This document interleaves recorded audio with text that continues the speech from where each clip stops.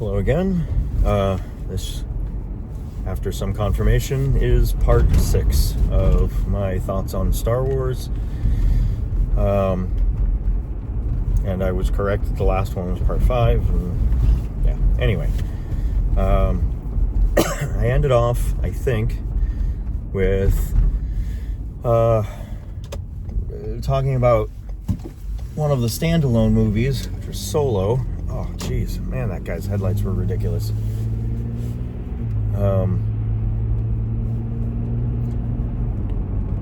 Talking about Solo and why it should have been a series instead of a one-shot movie.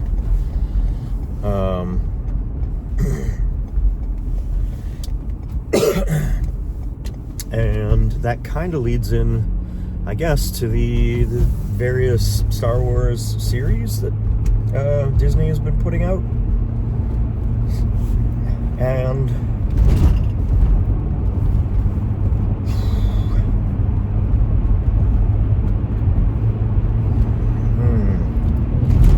I think overall it's kind of a miss.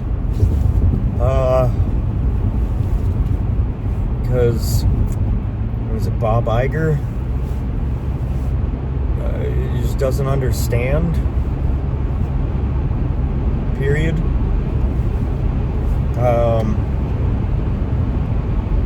Like he's shown in, I guess, interviews as talking about how streaming is awful and doesn't understand. Like says he doesn't understand why they're not making money and like wants to cancel them or just hates the streaming stuff.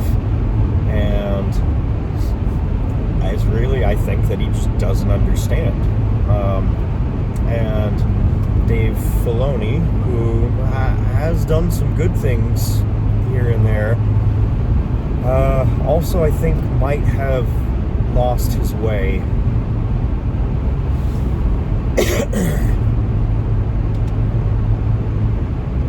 Yeah. Alright, let's talk a little bit more specifics. Mandalorian. Season 1 was a good first attempt at something that wasn't centered around Force use. Except that they then included Grogu, who obviously, well, yeah, but it still wasn't centered around the politics of Force use, and well, except that there was the Imperial guy. How did I forget? Moff Gideon, who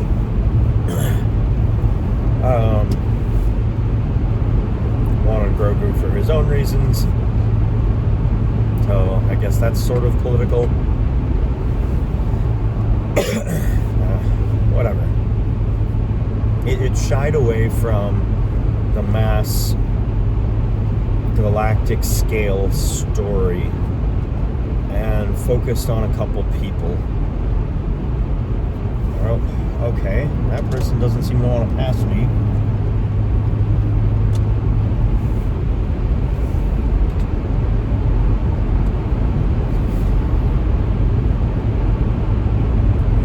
Caught up to me, so it's either a police car or just somebody who doesn't want to be in front at the speed we're going.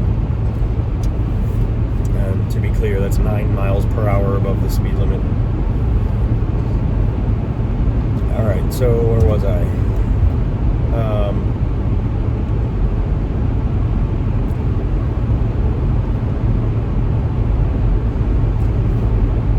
Mandalorian felt more down to earth. Still felt like Star Wars, which was good. We were given a character that we didn't know much about. He's just a guy trying to do a job and get by in the galaxy. There's this really strange thing dumped in his lap, and it becomes sort of a parental impulse to taking care of this kid. And I think worked really well. It was a good story to tell. And then we moved on to season 2 and got a little bit more spread out. Like, they tried to include more recurring characters, slightly varied storylines. They told us more about Moff Gideon and his plot. Brought in Jedi, like with the guest appearances of Ahsoka, and I'm going to refer back to that when I talk about the Ahsoka series. But short version is that the writing for Ahsoka felt like not the Ahsoka character.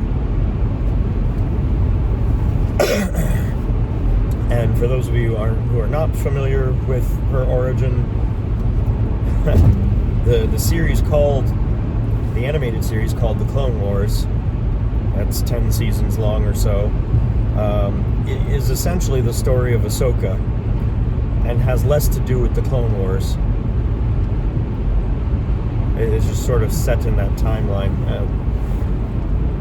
So Ahsoka is a kid who is becoming, who is a student of the Jedi and is learning what's going on in life, in the galaxy, in the war, trying to figure out what the right thing to do is, dealing with all sorts of decisions other people are making, figuring out how to handle all of that. And she's growing up in this series, and it's a good story of Ahsoka. And then we get the Ahsoka series, and they just completely trash the character. And I'll bring it back to not Book of Boba Fett, which is also kind of trash, but Mandalorian season 2, Ahsoka's part of it. I think that's when she appeared first. I don't think she was in season 1 from memory. Whatever. It's not really relevant. Her appearance in Mandalorian is not impressive to me. And what they had her choose to do about Grogu, telling Din to just, go talk to someone else because she's not interested.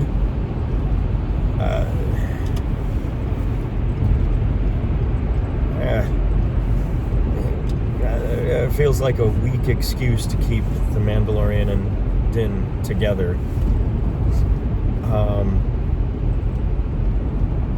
I really want the Force-using characters from that time frame to have learned something from the Jedi.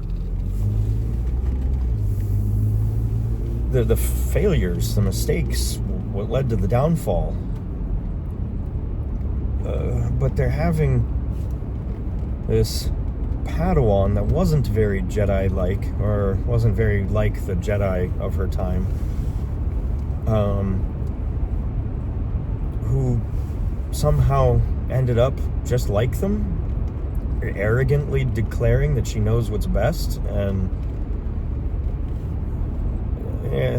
anyway, so Mandalorian season 2 started to feel like it was looking for what it wanted to do and didn't want to risk anything that took Din and Grogu apart, because that seemed to be the pairing that the fans were raving about.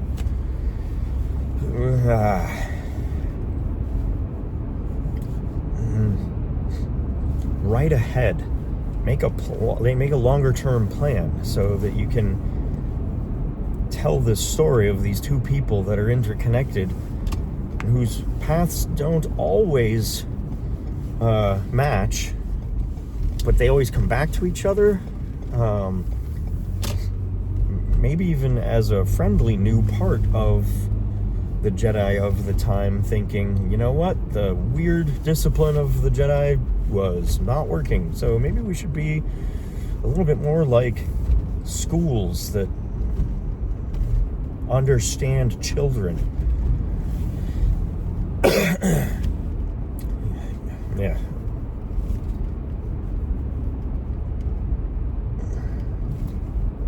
I'm giving season 2 of Mandalorian a lot of crap for not being written terribly well. But it also gave me my favorite new piece of Star Wars since the original trilogy. And I think I'm going to have to tell you about that next time, because I'm almost done with the drive. So, wait a second, this was part 6, so next one's part 7. See you then, and thank you for listening.